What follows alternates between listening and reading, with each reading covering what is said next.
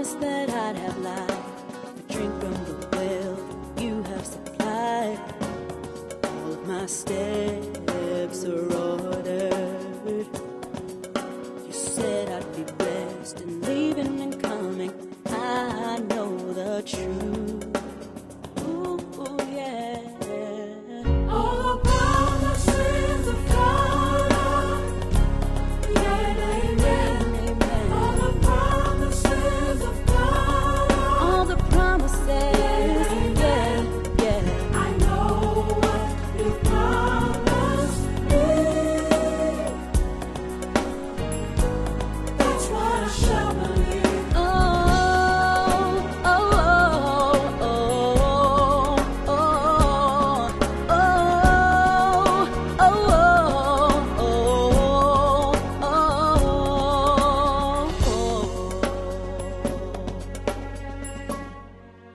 oh, yeah. Lion of Judah, gentle Redeemer, promised abundant life, so I give you my all, make a sacrifice. All my steps, they are ordered, yeah. You said I'd be blessed in leaving and coming. I know the truth, yeah. All the promises of All God, of your promises are yea and amen. All of your promises are yea and amen, yea and amen. you promised me. I know what you promised me. That's what I shall believe. Oh, oh, oh, oh, oh, oh, oh, oh.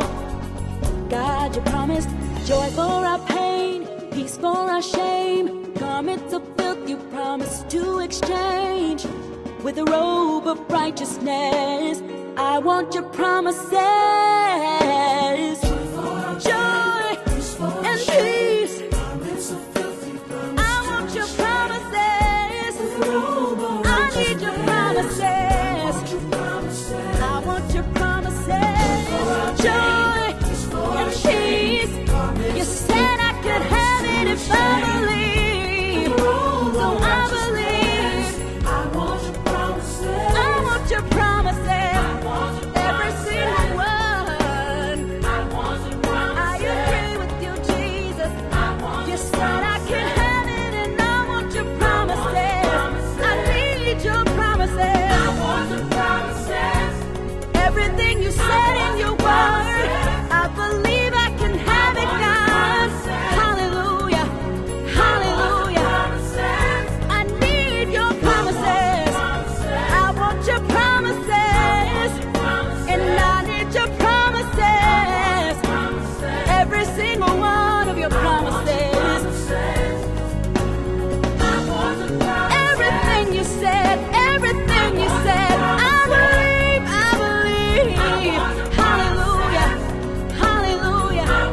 I want your promises.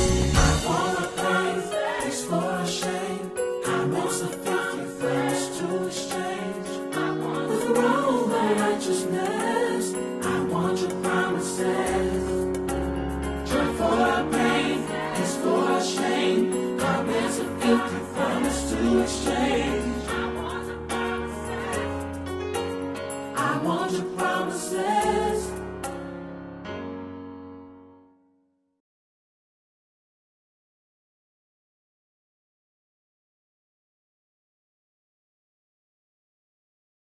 You just have to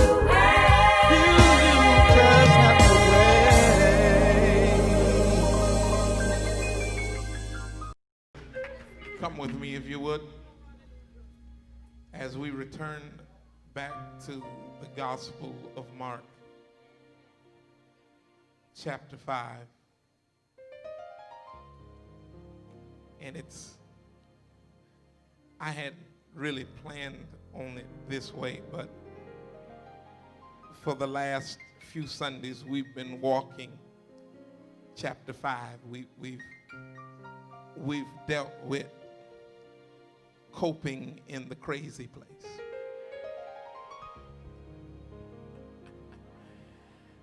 And on last Sunday, we talked about go away, Jesus, and leave us alone.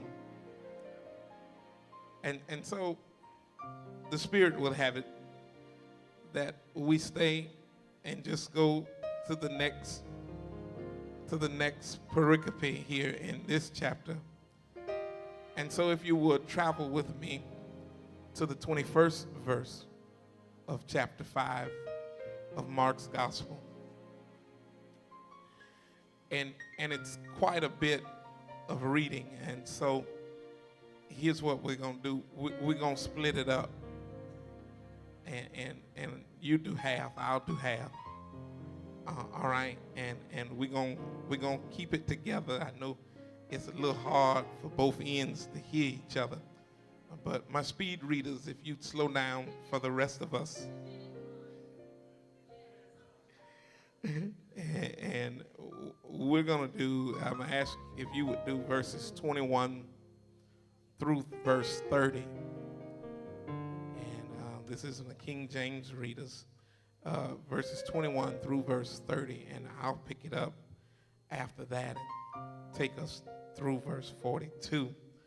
And it's a lot, but I just believe, when you come to church, you ought to do some reading of the Bible. And in case this is all you're going to get this week, we'll give you these 10 verses. And so let's start at verse 21.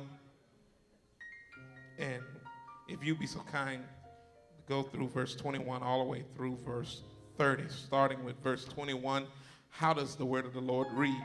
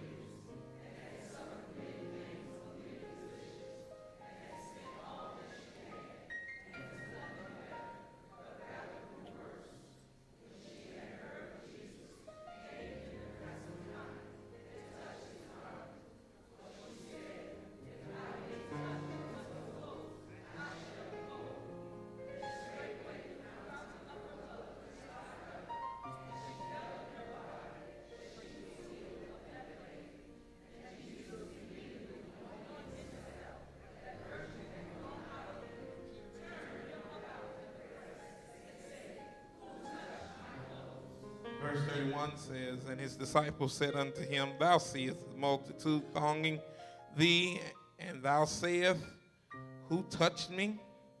And he looked round about to see her that had done this thing. But the woman, fearing and trembling, knowing what was done in her, came and fell down before him and told him all the truth.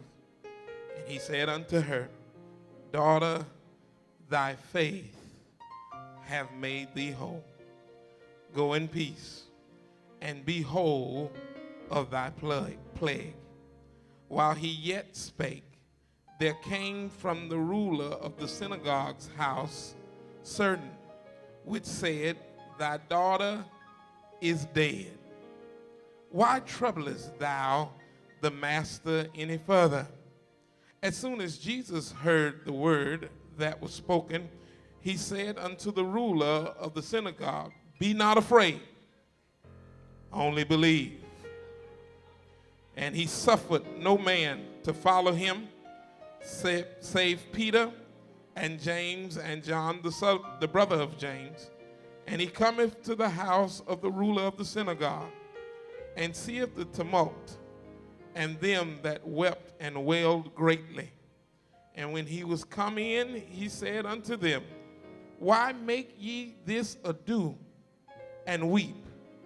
the damsel is not dead, but sleepeth. And they laughed him to scorn. But when he had put them all out, he taketh the father and the mother of the damsel and them that were with him, and entered into the damsel was lying. And he took the damsel by the hand and said unto her, Tahilda, Kumai, which is, being interpreted, damsel, I say unto thee, arise. And straightway the damsel arose and walked, for she was of the age of 12 years. And they were astonished with a great astonishment. You may be seated in the presence of the Lord. As we continue through this 5th chapter of Mark, I want to talk to you today from this thought: dealing with divine delays. Dealing with divine delays. My brothers and sisters, I have often stated that it is my firm belief that the sure sign of a person's salvation is not in speaking of tongues. It's not in carrying a 10-pound Bible.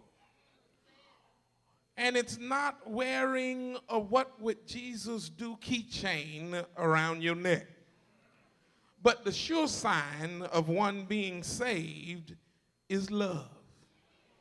For God is love. And all who possess his Holy Spirit will have love within them. However, I believe that the measurement of Christian growth is determined by our behavior. In other words, it's how we respond to life's challenges that determine our level of spiritual growth. It's this struggle that Keith Wonderboy Johnson plainly voiced with his song entitled "Help Me Stay Saved." Not that we can lose our salvation, but that there are some challenges in this life that can make us respond as if we weren't saved. Or let's be honest, there are some folk in this world that will push you to your limits. There are some folk that will challenge you to slip back into that old tongue. You know the tongue where you didn't mind telling folk where to go and how to get there. There are some things in this world that challenge us and dare to drive us to looking like we never met Jesus. There are some things that can happen, and before you know it, the old nature in you would rise up, and folk who witness you would really wonder if you've ever been redeemed. There are some challenges, like having to love folk you know can't stand you. There are some life challenges, like having to struggle to be faithful in your finances while watching others rob God and seemingly prosper in theirs. There are some life challenges, like having to hold your peace in your marriage in order to keep it from falling to pieces. There are some challenges that life can hand you that will challenge your salvation. In this Christian walk, you'll discover that life is filled with challenges. However, there's probably no greater challenge than dealing with divine delays. There are few things that can be more frustrating to those who are faithful to God than having to wait on God to come through on his word. Like the psalmist, there are times when we wonder what's taking God so long. Sometimes the wait is so long that we cry like the psalmist, God, please don't turn a deaf ear to my plea. However, I've discovered, my brothers and sisters, that sometimes the Lord makes us wait intentionally. Not to harm us, but to help us. And this text today proves that his delays sometimes are for our development. The text opens with Jairus, the ruler of a synagogue. He is what we would call in modern terms the COO, the chief operating officer of the synagogue in Capernaum. In other words, he is the one who's over the scribes and the Pharisees, who are the religious leaders for that region. Socially, religiously, and somewhat politically, Jairus is who we would call the man. He is the HNIC. He could be seen as a big shot and a shot caller. He sets policies, if you will, in the house of God. He has folk who answer to him and look up and respect him. However, my brothers and sisters, no matter how big he was, he had a problem that pushed him to Jesus. Yes, he has a public position of power. However, he had a private, personal problem. And his private problem pushes him publicly to the feet of Jesus. Let this state something to you, that no matter how powerful you are, no matter what position you have arisen to, that problems can knock you down to your knees. Oh, don't fool yourself. Money can't keep you insulated from problems. Friends can't keep problems from finding your doorstep. Don't fool yourself. Your degrees don't guarantee you that problems will leave you alone. I've come to tell you that whoever you are, problems have a way of finding each and every one of us. They'll knock you to your knees. What I like is that Jairus allowed his problem to push him to the feet of Jesus. Watch this. When his problems place him at the feet of Jesus, I discover he did two things. Number one, he exposed the condition of his child. And then number two, he expresses his confidence in the Christ. In verse 23, he says, Lord, my little daughter is dying. But if you can come home with me and put your hand on her, she won't die, she'll be healed and live. Oh, you missed that. Jesus agrees to go home with him. Yeah, that was the point. You should have shouted, I'll come back. I'll get you. I'll get you. When Jairus explained his situation and he understood that Jesus could say no, he pleaded and asked Jesus, if you would, Lord, I know it's a modern era and folk don't do house calls anymore, but if you would do a house call for me today. And Jesus said, yes. You got to catch this here, because what Jesus does is he puts a yes in Jairus' pocket. You missed that. Nothing's changed. When Jesus says, yes, I'll go, watch this. Jairus' daughter doesn't get better. She's still sick and critical, but yet he's got confidence that the Savior is on his way. I'm trying to tell somebody in here that when you've got a word from God and God says, I'm on the way, yeah, I'm coming, it might not change your circumstance automatically, but it ought to change how you feel about your circumstance. Once you know that the Master has heard your beckoning cry, you ought to get a pep in your step. You ought to hold your head a little higher. Nah, not that my situation has changed, but the changer is on his way to my situation.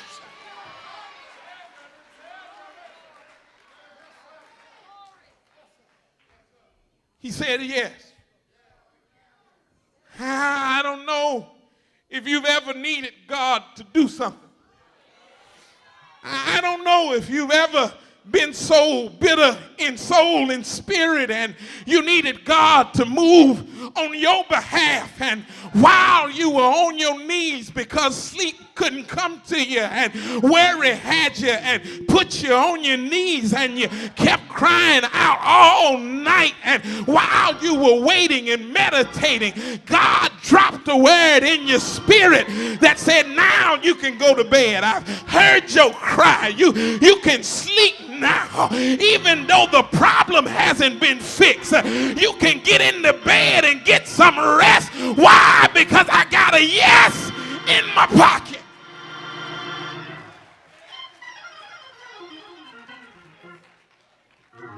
He said yes, and he's agreed to come home with him. But now here's where the text gets interesting, y'all. For in the process of going to Jairus' house, Jesus has what looks like an unscheduled delay. Some anonymous woman with her own issue has cut in line and has skipped ahead of Jairus and has now delayed Jesus from getting to his house. Now Jairus has two dilemmas. First, his daughter is dying, and now the deliverer is delayed. But I want to suggest today that while it might seem like this delay is an unscheduled interruption, it is a necessary pause to help develop Jairus' faith. What are you saying, preacher? I'm saying that sometimes God delays to help develop you. The first thing I see is Jairus needed to be strengthened by the Lord's work. Sometimes he'll stop to give you enough time to see him at work. Sometimes that's what you need, is to see God operative around you. I maintain that Jairus needed to see the Lord bless somebody else who was in a similar situation that he was in. Because contrary to popular belief, I've discovered that one of the ways in which the Lord builds our strength is by blessing our surroundings. Let me come and get you. Sometimes God works with somebody who's got a similar problem like yours. And God wants to show you what he's capable of doing. And so even though you've been praying for it, he's holed up and he's delaying your prayer. But while he's delaying your prayer, God puts somebody in front of you and then shows you that the same thing they're going through, that I'm able to work it out for them. He wants to strengthen you. And sometimes you can be strengthened by what you see him doing in the lives of others. He wants to build your strength by blessing your surroundings. When you look closer at the text, you'll discover that this anonymous woman and Jairus had a lot in common. Look at it. Both of them had issues that were 12 years old. Both had issues that were beyond human intervention. Both had issues that had drove them to the point of doing something they had never done before. Both had issues that were running out of time. Therefore, when Jesus stopped to heal this woman, I believe he was indirectly sending Jairus a message letting him know that this healing was not just for this woman's issue of bleeding, but it was for his issue of belief. Watch this. God says, I want to strengthen you by blessing somebody else. This thing gonna get heavy in a minute. I've reached the point now that when God is blessing my neighbor, that's not a time for me to start being jealous and drinking haterade. But that's the time for me to start rejoicing. Because if God's blessing my neighbor, I've got to have enough spiritual sense to know that I'm next in line. So I don't have to hate on anybody because you got your new car. I don't have to talk about you and hate on you. God knows I'm still catching the bus. But if you got your new car, I'm going to celebrate it with you. Why? Because I'm next. I'm next in line. I just believe that everywhere you go, you ought to be willing to bless somebody else because of what God's doing. You ought to be pulling for other people. Child, I'm pulling for you to get the promotion. Child, I'm pulling for your kid to graduate. Child, I'm pulling for your marriage to get back together. I believe that sometimes you ought to quit hating on folk and learn how to pull and pray for folk, because if you pray for their child to walk across the stage, what make you think you'll pray for their child to get their diploma and God won't hear your prayer about your child?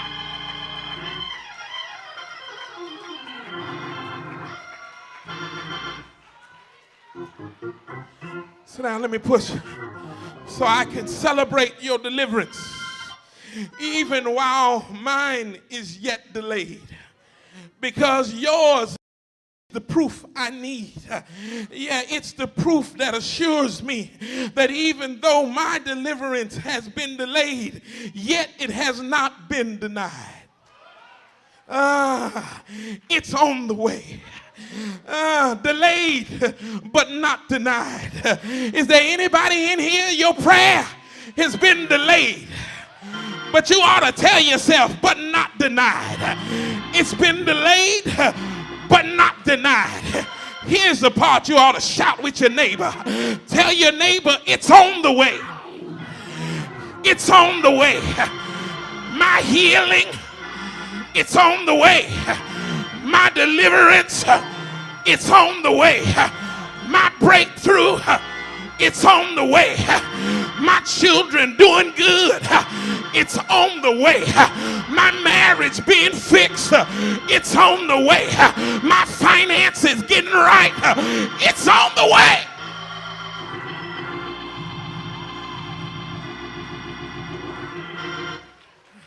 Sit down. That's still point one. Delayed but not denied. Jairus needed to see the Lord's work in the life of someone who had a similar situation as he is to strengthen his faith. Not only did Jairus need to be strengthened by the Lord's work, but Jairus needed to be sustained by the Lord's words. The text says in verse 35 that by the time Jesus had finished dealing with the woman, word has now come from Jairus' household, confirming his worst nightmare. For his issue has now gone from bad to worse, from sick to dead. The word was leave Jesus alone. It's too late now. If he hadn't stopped, he might have got here in time. But it's too late now, and you ought to quit troubling the man of God. Your daughter is already dead. Please don't miss this. Jairus is now faced with the situation that he has to make a choice. He has to choose which word he's going to believe. He has to choose to either to believe the word of what the people say, that it's too late, that your daughter is already dead, or he has to choose the word that Jesus will give him, which will stretch the very fabrics of his faith. Has anyone ever had to make a choice like that, where you had to either choose with what man was telling you, or you had to put your faith in God? I mean, you can be in the doctor's office and he'll give you a declaration that what you got he can't help and it's on its way to killing you and you better get your house in order. Now you can choose to take that home with you, or you can do it like my grandma used to say, I'm going to take that under advisement, but I'm going to call for another opinion. Because the last time I checked, brother doctor, you don't have the beginning nor the last word. And so I'm going to check with the Alpha and the Omega, the originator and the terminator. I'm going to take it up with him because only he has the last word. But what I like about this text, y'all, is before Jairus could make the decision on his own, before he could decide to give up, before he could fall back in the flesh, Jesus caught him. And Jesus said to him, don't be afraid. Just believe. Oh, I like that. Because that phrase in the original writing says, for the word for belief in the Greek text is in the present progressive tense. So what Jesus is really saying was, don't fear. Just keep on believing. Oh, you got to catch that. For there, Jesus is trying to get him to understand, I know what you just heard. But don't let what you just heard stop what you were already doing. Just keep on believing. Sometimes there is some stuff that will arise that will try to derail you. But here Jesus says, don't stop believing. Keep on believing. Don't allow negative words to influence you. Don't allow negative stuff to derail you. Sometimes you got to watch what folk are trying to put in your head. Sometimes you need to tell certain folk, back up, because what you're speaking is poison. And I refuse to let you speak poison into my situation. I choose life and not death. And so I choose to believe what God says. Oh, let me come and get you. Jesus tells Jairus, he says, don't fear, keep on believing. In other words, he says, Jairus, watch this, don't forget what the plan was. Don't forget what the arrangement was. When you came to me, you asked me, would I come with you to your house to see about your daughter? Don't forget what we agreed on. I know you just got bad news, but don't abort what I already agreed to do. You had enough faith to come to me in the beginning, but now I need you to have enough faith to continue the journey, because eyes have yet to see, neither have ears heard what I want to do for.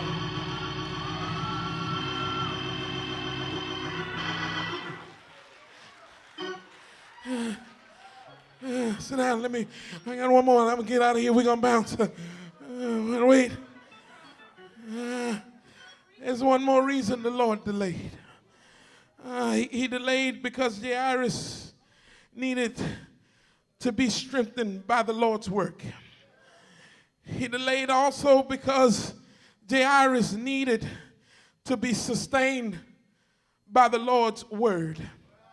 But lastly, brothers and sisters, he delayed because Jairus needed to be surrounded by the Lord's witnesses. I believe that there was one more reason why the Lord delayed his arrival into Jairus' situation. And that was, watch this here, is because he wanted to expose those who were in Jairus' space. You see, Jesus has just warned him to watch what he let in his spirit by telling him to keep on believing. But now he's getting ready to show him the kind of people he needs to have in his space. Watch this, because not only do you not need to let folks speak stuff in your ear, but then there are some folk you need to just check outright. And you need to keep them out of your space. Because there are some folk that don't mean you any good, but yet you keep allowing them in your space. There are some folk who pull for the disaster to overcome you. There are some folk who celebrate your headaches. There are some folk who are only around to see you struggle, because your struggle gives them some sick, twisted entertainment. But I've come to tell you, you better check folk now and be careful who you allow in your space. Watch what Jesus says. Jesus says the deal is that I come to your house. And so no matter what's been said, we got to keep going to the house. And what you'll see in the text is that Jesus starts separating. Watch this here. When he gets to the house is packed out with professional mourners. Now, I know we don't understand anything about that, because that ain't in our day. That's back in their day. But in their day, there were folk who got paid to cry. As a matter of fact, when somebody died in your house, folk would come that didn't know you nor the deceased. And they'd sit out on the porch and start hollering for you. Now, they'll holler as long as you want them to holler, but you got to pay them to stay there. I know some of y'all get depressed after the funeral because folk went back home and they ate up all the food. But back in the day, you could pay folk to hang around and feel just as pitiful as you feel. You could pay folk to continually cry to keep you in a state of depression. And so when they got to the house, the girl just died, but now the house is full with professional mourners. That leads me to ask the question, how did they get there so fast? Because she just died. And the only conclusion I came up with was that they were already there. Oh, you missed that. Let me cut. That's all right. I'll back that thing up for you. In the house, while they were praying for the baby to live, there were folk in the house waiting on her to die. I tell you, you better be careful who you let in your house, because don't everybody who smile in your face mean you any good. And the same folk that smile in your face will be the same ones that are waiting to stab you in your back. Be careful, because here it's the same crowd. While the family has been praying and hoping that the little girl could get better, there is a house full of folk who've been hoping and waiting for the worst to come. And so when Jesus gets there, the first thing he has to do is he's got to put the haters out. Sometimes you got to learn how to tell folk, I like you, but I can't let you stop my miracle. I like you, but I can't let you block my blessing. You got to get the hell up out of here, because you aren't in God's plan. I've learned how to tell some folk, see you later, bye-bye. I've learned how to tell some folk, hit the road, Jack, and don't you come back no more, no more, no.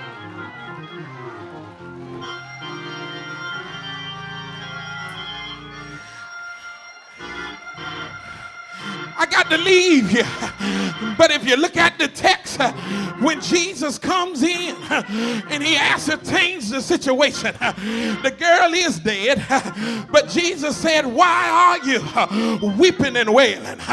What's all the commotion about? Y'all get out of here with that. For the girl is not dead. She's just asleep. Now watch this, because scholars argued over this. Somebody said, well, maybe she was in a coma. But I want to submit to you today that she wasn't in a coma. I want to submit to you that the same thing that was wrong with Lazarus is wrong with her. She's dead. D-E-A-D. Dead. But why does Jesus say that she's asleep? Because watch this, he's calling those things which are not as though they were. Jesus says it's death to you all, but to me it's just another state of sleep, because I reach beyond this realm into the next realm, and I can pull her back whenever I want to. And so he puts them out. I got to go, but there's one more thing I want to show you, is that Jesus only brought 3 disciples into Jairus' house. He left 9 behind. And somebody asked, why did he only bring Peter, James, and John? Well, I submit to you that Peter, James, and John are on a higher level than the others are. They're his spoon coon. They've been to the mountain with him. They've seen transfiguration. They know who he is. And because they know who he is, they know what he can do. What are you saying, Gene? I'm saying that there are even some church folk you got to leave outside, because not everybody in here believes what God can do. Not everybody in here knows what he can.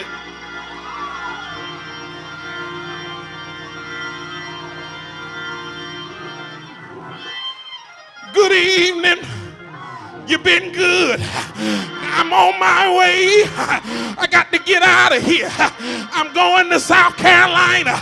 But if you don't remember anything else, I dare you to thank God for your delays, because it means that it's just delayed but not denied. Is there anybody here? You can testify that the God I serve might not come when you want him, but he's always on time.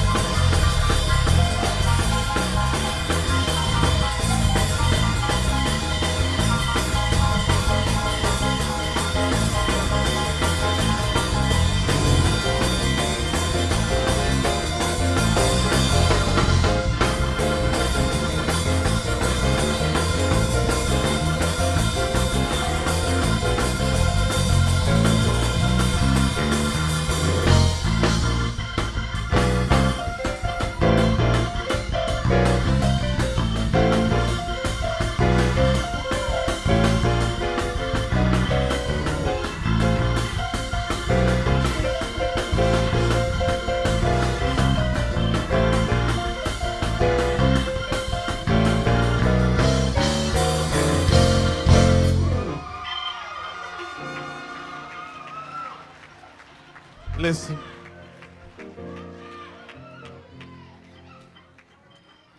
Somebody's been praying for something. And you say, Lord, why are you making me wait? The devil had already spoke to you and told you it's too late. You ain't gonna get it in time.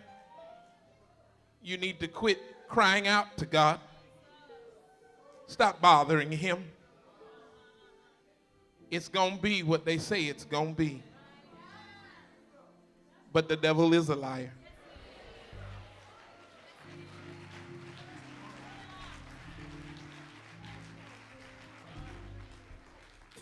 God says, sometimes I delay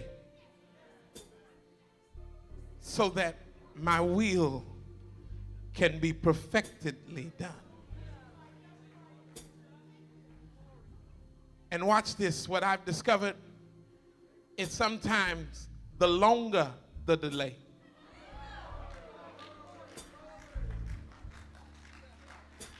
the bigger the blessing.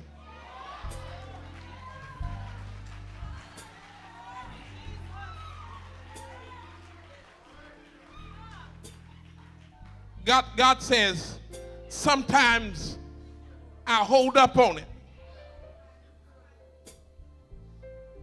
until the 12th hour.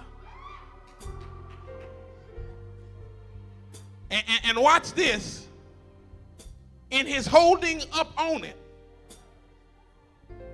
the situation will go from bad to worse. But that only means the breakthrough is going to be greater.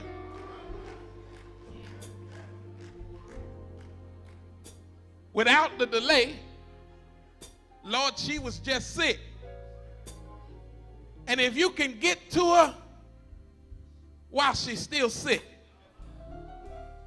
I know you can heal. I've seen you touch blind eyes and they start seeing. I know you can heal. I've seen you speak and fevers leave. But God said, but you ain't seen me resurrect yet.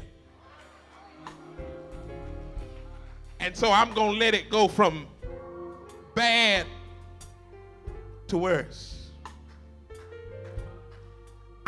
Watch this. Not only am I going to let them repo the car,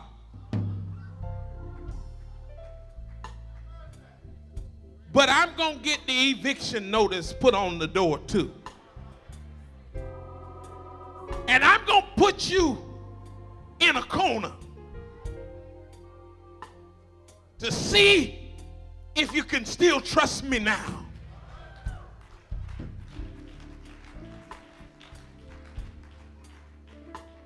But when I do this, you aren't going to tell folk, I went to the mailbox and I got a car payment. But you're going to tell folks, I went from being homeless and now I live in a gated community.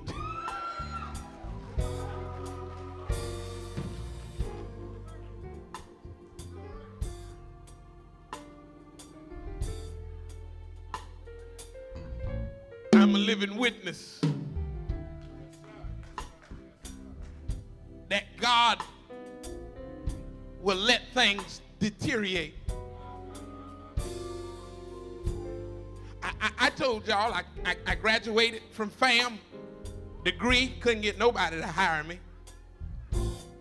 I worked for minimum wage, and then I worked at night to get 50-cent differential.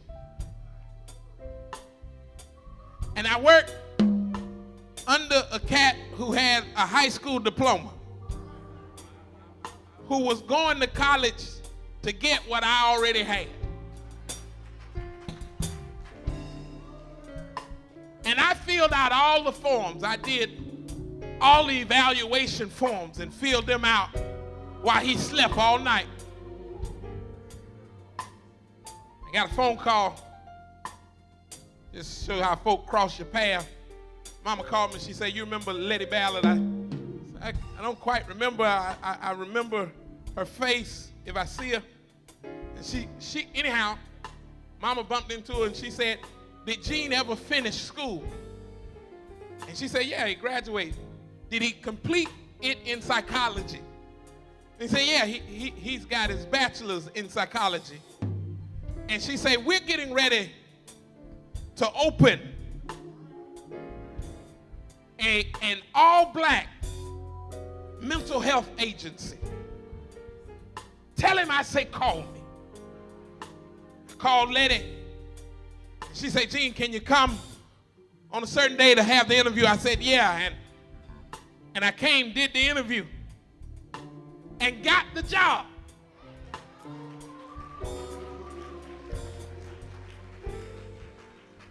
But I was crazy, in love with FAMU. Graduated, but didn't want to leave. And so I'm thinking to myself, nah, I'm going to go back. I'm not going to take it. I'm going to stay for the minimum wage. And then my wife told me while I was talking to her on the phone, she said, Gail called. That was my supervisor. Said, call Gail. And so I called Gail, and Gail said, the guy who work I used to do, he called in, and I should have covered. Anyhow, he put it on me, and they're going to write you up. Then she said, hold on. And she clicked back over. She said, nope, they're not going to write you up. They just fired you.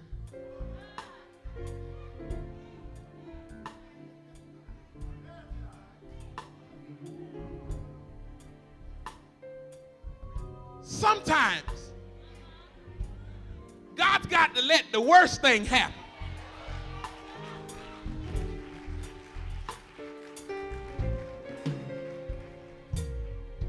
so that he can move you to the next level. And so don't be discouraged by your delays. Just remind yourself it's delayed, but not denied. It's on the way. The doors of the church are open. Maybe you're here. You have been watching this special presentation from the Abyssinia Missionary Baptist Church. We pray that this message has been a blessing to you. If you're not a member and you want to give your life to Christ, email us at info@abyssinia.org or call us at 904-696-1770 or respond to our Facebook page at Abyssinia Missionary Baptist Church, Jax. If you want to make a contribution to the ministry by way of tithes and offerings, go to our website at abyssinia.org and click Online Giving. Select your type of contribution, and it'll take you to a secure page to make your transaction. If you want to send in or drop off your contribution, you can do so at 10325 Interstate Center Drive, Jacksonville, Florida 32218. You can also cash out your contribution to $the AB 101. Thank you again for watching, and God bless.